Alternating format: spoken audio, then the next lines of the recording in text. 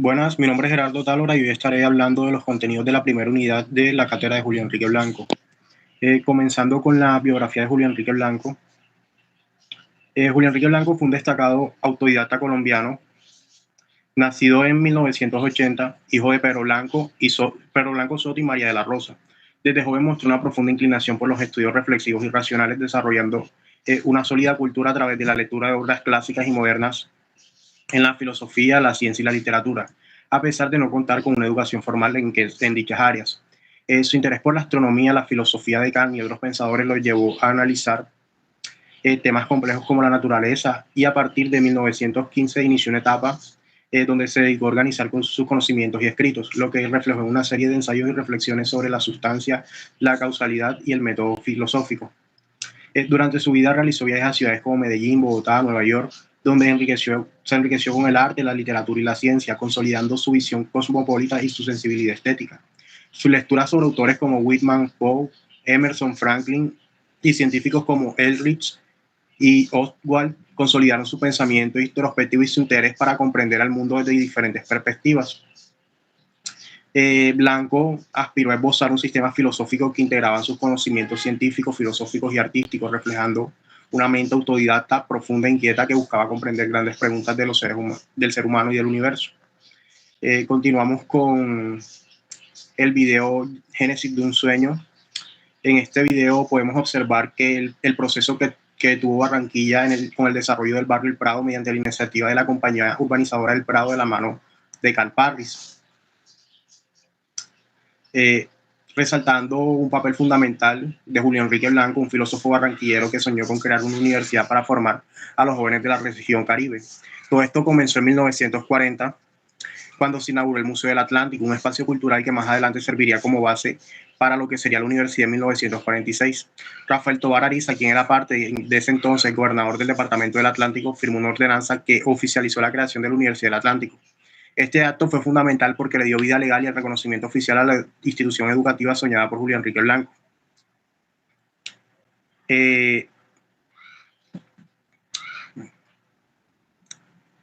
Este acto fue fundamental porque le dio vida legal y en 1947 Carlos Angulo Valdés fue invitado por el rector Rafael Ariza Tovar de la recién fundada Universidad del Atlántico para regresar al Caribe colombiano y construir una nueva etapa educativa e investigativa. Fue en este año cuando Angulo Valdés, joven licenciado en Ciencias Sociales y antropólogo formando en la Institución Etnológica Nacional, promovió la creación de 3 iniciativas claves.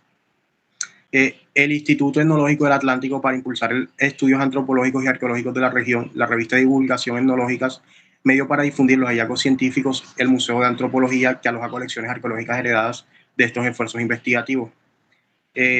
También nos muestra Pedro Briaba, que fue una figura clave en el desarrollo artístico de la universidad. Él llegó a Barranquilla desde Italia y durante las décadas de 1940 y 1950 dirigió el Conservatorio y la Escuela de Bellas Artes, instituciones que luego se integraron a la Universidad del Atlántico. Fue el fundador de la Orquesta Filarmónica y dedicó parte de su vida a formar músicos y promover la cultura en la región. En su honor, el conservatorio lleva su nombre. Por su parte, Alejandro Obregón, uno de los artistas más importantes del país, dirigió la Escuela de Bellas Artes entre 1961 y 1963. Durante su gestión impulsó una transformación profunda en la enseñanza de las artes plásticas. Reorganizando el equipo docente, promovió un enfoque más moderno y experimental en el arte, alejándose de lo tradicional. Gracias a su visión, la escuela se convirtió en un espacio de vanguardia para el arte contemporáneo en la costa caribe. Ahora continuamos con Hacia una Barranquilla alejandrina. Este texto nos está describiendo la transformación de Barranquilla de una ciudad portuaria tradicional a una metrópolis moderna y culturalmente vibrante. Se destaca su ubicación estratégica en la confluencia del río Magdalena y el mar Caribe, que le ha permitido consolidarse como un importante centro de comercio, transporte y comunicación en Colombia. Además, se resalta el crecimiento como un espacio abierto, como cosmopolita y espiritual que busca emular a las grandes ciudades culturales del mundo clásico como Alejandría.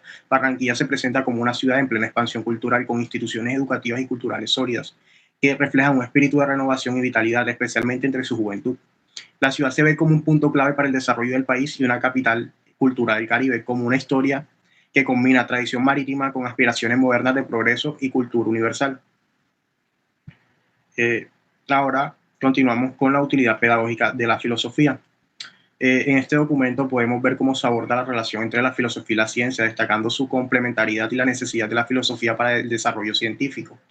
Vemos cómo se explica que Aristóteles consideraba que el alma humana en su plenitud, integrando aspectos metafísicos, psíquicos y físicos, y que las nociones modernas como el superconsciente y el subconsciente requieren una reinterpretación de las ideas aristotélicas. La filosofía, para ser útil a la psicología, debe rectificar y ampliar conceptos como el nous, interpretándolo en un sentido racional, infinito y discursivo, que se une a la unidad de conciencia y a la identidad subjetiva del espíritu.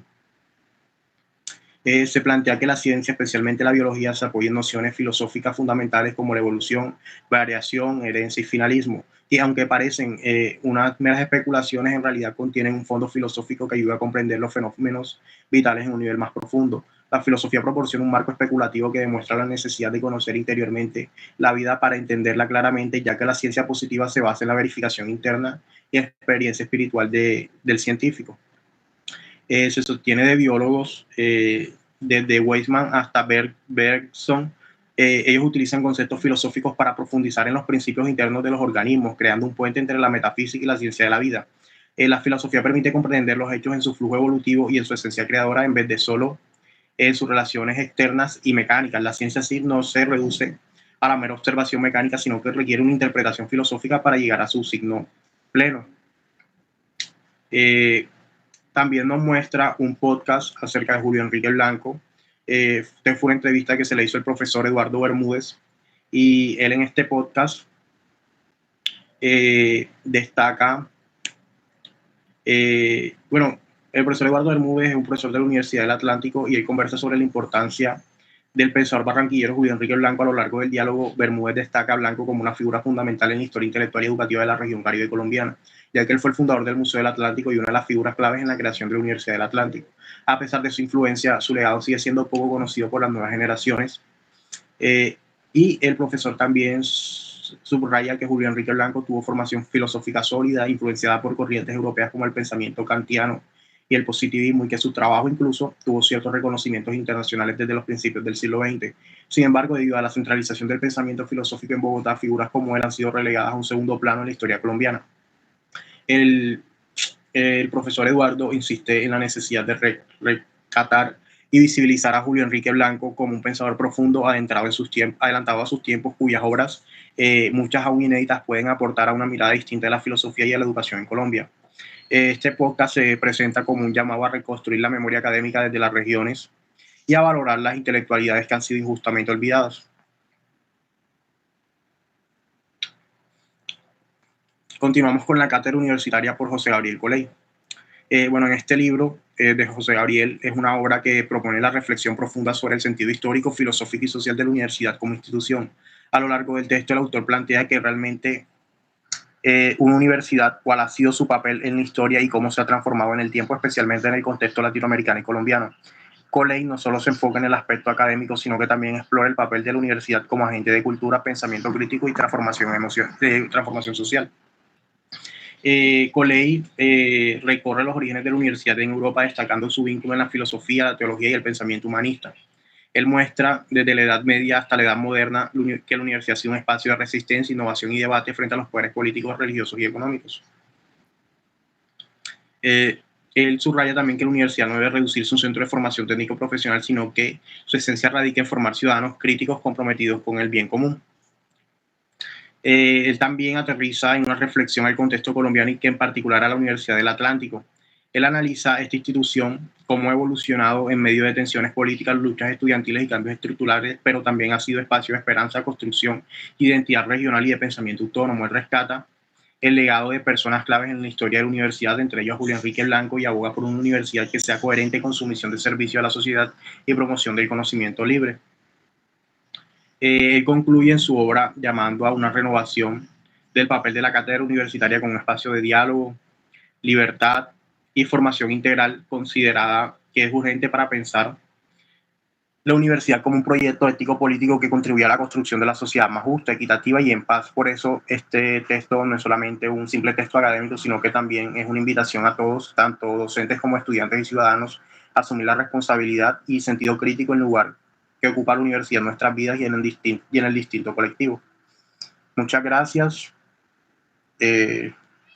y ya.